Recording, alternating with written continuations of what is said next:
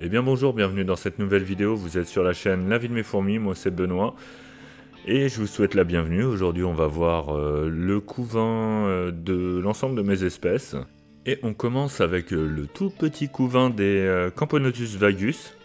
Alors elles sortent d'un gros couvain, là il y a eu pas mal de naissances. Et bien sûr, vu que je suis un peu débordé en ce moment, j'ai loupé, j'ai vu aucune naissance. Je voulais les filmer, non, ça n'a pas été le cas, hein, donc désolé. Bon après c'est pas grave, hein, il m'arrivera bien de tomber dessus, donc c'est que partie remise. Donc là il doit rester à vue de nez 4-5 cocons, et on peut voir qu'il y a des larves, donc il y a une ponte assez récente. Là il reste, là on peut voir la gine et quelques larves dans ce coin là, mais sinon j'ai regardé un petit peu partout, j'en ai pas vu. Maintenant on passe sur le couvain des Messor barbarus. Donc les images sont un petit peu tremblotantes, hein. Vous me connaissez, c'est une petite vidéo de dernière minute, histoire que ça sorte quand même le mercredi 18h. Donc vous avez vu, je reste assez fiable en ce moment là-dessus, donc j'arrive à trouver un petit rythme. En plus, si vous avez remarqué, j'ai rajouté une vidéo pour le week-end, donc pour l'instant j'essaye de le faire une fois par semaine, mais ce sera peut-être que tous les 15 jours, je sais pas encore trop. Mais voilà. Bon, je raconte pas grand chose sur le couvain des Messor barbarus, hein, parce que ça c'est de l'évolution. Ça évolue. Un peu moins de couvains en ce moment, mais bon, je vais pas me plaindre. Il y en a un petit peu partout dispersés dans les nids. Donc voilà. Alors elle, il va bientôt y avoir des nouveautés, hein. Je vais bientôt faire une grosse construction d'un nid énorme pour elle, histoire de pas avoir 4-5 nids. Donc on verra ça plus tard. Allez hop, on passe au couvain des Camponotus barbaricus, et là, il y a un sacré tas de cocons. Donc elle, je les surveille, j'en ai pas vu s'ouvrir, mais bon, si ça fait comme les vagus, je vais tout louper. Là, ça devrait vraiment pas tarder, hein. Pour l'instant, j'ai vraiment pas vu d'ouvrière plus claire ou quoi que ce soit, donc je pense pas qu'il y en ait qui soit sorti, mais ça va vraiment pas tarder, puis elles vont sortir par dizaines. Donc ça va être super sympa. Leur couvain est aussi beau que ces fourmis sont belles, hein. Et au niveau de la taille de leur nid, je pense que je suis encore tranquille jusqu'à la saison prochaine, donc ça c'est parfait. Là, on peut voir dans une pièce plus humide, un petit peu de couvain. Voilà, et puis il y a des larves un petit peu à droite à gauche, comme par exemple ici, là c'est dans la crasse. Et maintenant nous allons voir les Camponotus cruentatus. Alors là, pareil, un couvain vraiment pas énorme.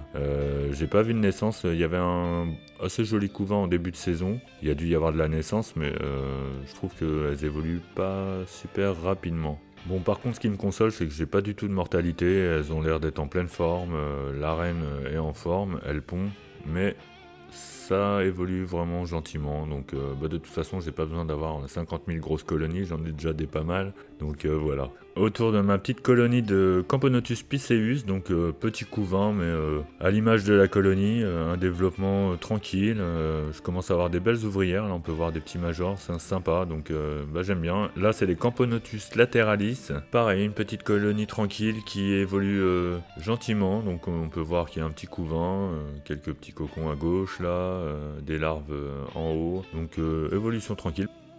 Passons maintenant au Polyrhachis armata, donc là c'est pas un couvain énorme, mais je suis vraiment content du développement. Il y a une première ouvrière qui est née, donc il y a deux gynes, hein, et une ouvrière. On peut voir que ça commence à être tissé dans le tube. Tous les petits filaments là, c'est sûrement l'ouvrière qui a pris une larve pour qu'elle tisse un peu comme une toile d'araignée en gros. Et hop, on arrive directement sur le couvain des Messor structor. J'avais un petit trou de mémoire.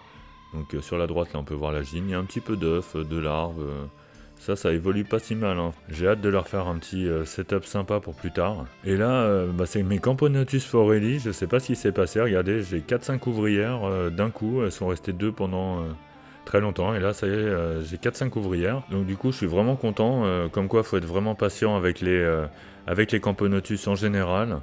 Là on passe sur la fourmi qui a vraiment le moins d'évolution, pas du tout de couvain, donc c'est la Formica rufibarbis, et là pas du tout de couvain. Mais par contre je suis super étonné par cette Camponotus herculanus qui prolifère très bien. Je vois par rapport à celle que j'avais eue, bon elle venait de chez Antaous et tout, il paraît que des fois c'est pas terrible, mais là franchement ça... Super beau développement, il y a encore un très beau couvain. Alors c'est vraiment parfait parce que leur diapose est longue, hein, on va être sur une diapose de 6 mois, donc je suis content. Oh, une petite fondation de Messor Barbarus. C'est vraiment sympa à voir la différence avec une méga colonie comme la mienne. Je dis pas giga parce que c'est déjà pris. Donc je dis méga colonie. Et bah ouais, un petit développement cool. Franchement, là, il y a des œufs, il y a des larves. Bon, là, ils sont un petit peu excités parce que je les ai éclairés. Et nous allons finir avec le couvain des Crématogaster scutellaris. Donc bah là, vous pouvez voir qu'il y a quand même pas mal de couvains en moins que la dernière fois que je les ai filmés.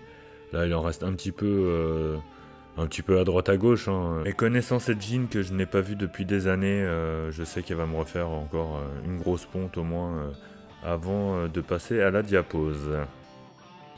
Et voilà, nous arrivons sur la fin de cette vidéo, donc je remercie tous ceux qui sont restés jusqu'au bout. N'hésitez pas à me laisser un commentaire, à vous abonner, à liker la vidéo, la petite cloche pour être au courant. Et moi je vous dis à mercredi prochain, 18 h. Allez, ciao!